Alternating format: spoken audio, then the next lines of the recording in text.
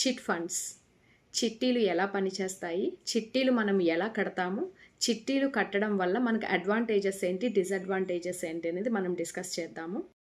చిట్టి కట్టాక అందరికంటే ఫస్ట్ మనం చిట్టీని తీసుకుంటే మనకి లాస్, అదే మనం లాస్ట్లో చిట్టి తీసుకుంటే మనకి ప్రాఫిట్. అది ఎలాగో చెప్తాను. వీడియోని లాస్ట్ వరకు చూడండి. ఛానల్ని సబ్స్క్రైబ్ చేసుకోకపోతే సబ్స్క్రైబ్ చేసుకోండి. చిట్ ఫండ్స్ని మనం సేవ్ చేసుకోవడానికి యూస్ చేసుకోవచ్చు and at the same time మనం మనీ బారో చేసుకోవడానికి యూస్ చేయొచ్చు. అది ఎలాగో మాట్లాడుకుందాము. డబ్బు మనం ఇంట్లోనే దాచుకుంటే ఖర్చు పెట్టేస్తాము కదా. సో మనం చిట్ ఫండ్స్లో సేవ్ చేయటం వల్ల ఆల్రెడీ సేవ్ అవుతుంది, ప్లస్ మనకి బోనస్గా చిట్టిని లాస్ట్లో తీసుకుంటే మనకి ఎక్స్ట్రా బెనిఫిట్స్ వస్తాయి. ఫర్ ఎగ్జాంపుల్ మనం ఒక 1 lakh ఇన్వెస్ట్ చేసాము చిట్ ఫండ్స్లో, ఓకేనా. మనం దీన్ని ఎలా ప్లాన్ చేస్తాం? సో దీంట్లో డిఫరెంట్ టైప్స్ ఉంటాయి. ఫస్ట్ టైప్ వచ్చేసి ఫ్రెండ్స్ అనమాట. సో మనం ఒక గ్రూప్ ఆఫ్ ఫ్రెండ్స్, ఒక 25 మెంబర్స్ ఆఫ్ ఫ్రెండ్స్ మనం జాయిన్ అయ్యి మనం చిట్టి చేద్దామని ప్లాన్ చేస్తాం. ఈచ్ వన్ వచ్చేసి మంత్లీ 4,000, అర్థమైందా అండి? ఈచ్ వన్ వచ్చేసి మంత్లీ 4,000 ఇన్వెస్ట్ చేస్తున్నారు. సో 25 మెంబర్స్ ఇంటూ 4, ఈ 25 మెంబర్స్ మంత్లీ 4,000 ఇన్వెస్ట్ చేస్తున్నాము. సో 25 మెంబర్స్, సో ఎంత పీరియడ్? సో అది మనం డిసైడ్ చేస్తాము. 25 months అనమాట. సో ఈచ్ మంత్ 4,000 పే చేస్తాము ఫర్ 25 months. సో 25 months తర్వాత మనకు కొంచెం ఎక్స్ట్రా బెనిఫిట్స్ వడ్డీ రూపంలో వస్తాయి. సో ఇప్పుడు 25 people 25 months అంటే ఇది 1 lakh చిట్టి. 25 members into 4,000 is equal to 1 lakh. Okay, clear?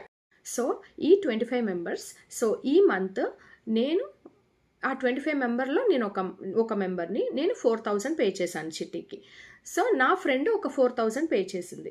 So ఈ 25 మెంబర్స్లోనే ఒక ఆర్గనైజర్ ఉంటారు. సో వాళ్ళు ఏం చేస్తారంటే ఎవ్రీ మంత్ వాళ్ళ దగ్గరికి వెళ్ళి మనం చిట్స్ అనేది పే చేస్తాము.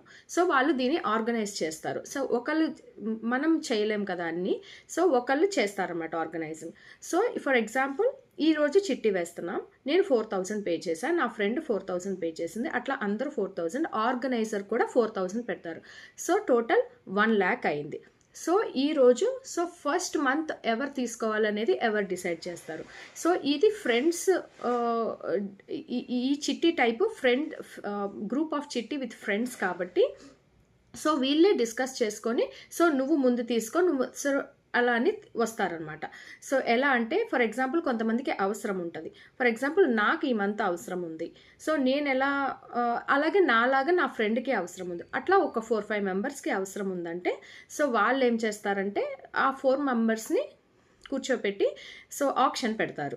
సో ఎలా వేలం పాట చేస్తారనమాట. సో నేను ఇప్పుడు ఫర్ ఎగ్జాంపుల్ నాకు చాలా అవసరం కాబట్టి నేను 95,000కి నేను తీసుకుంటానని చెప్తాను. సో నా ఫ్రెండ్ వచ్చేసి 90,000 తీసుకుంటానంటది. ఇంకొక ఫ్రెండ్ వచ్చేసి ఫర్ ఎగ్జాంపుల్ 80,000 అంటది. సో ఈ బెనిఫిట్ ఏంటంటే ఓవరాల్గా 80,000 తీసుకుంటానని చెప్పింది కదా ఒక అమ్మాయి. సో తనకి చిట్టి వెళ్తుంది అనమాట. ఎందుకంటే తక్కువ అమౌంట్ తను తీసుకుంటుంది, ప్లస్ నెంబర్ ఆఫ్ మంత్స్ తను ఆల్రెడీ పే చేయాలి. ఇప్పుడు తను లోన్ లాగా తీసుకుంటుంది. సో మనకి బెనిఫిట్ అనమాట, తను తక్కువ తీసుకుంది కాబట్టి ఆ మనీ మనకి యాడ్ అవుతుంది. సో నెక్స్ట్ మంత్ నేను 4,000 పే చేస్తాను అగైన్. సో ఎవరైతే ఆ పర్సన్ తీసుకున్నారు కదా లాస్ట్ మంత్ 1 lakh, వాళ్ళు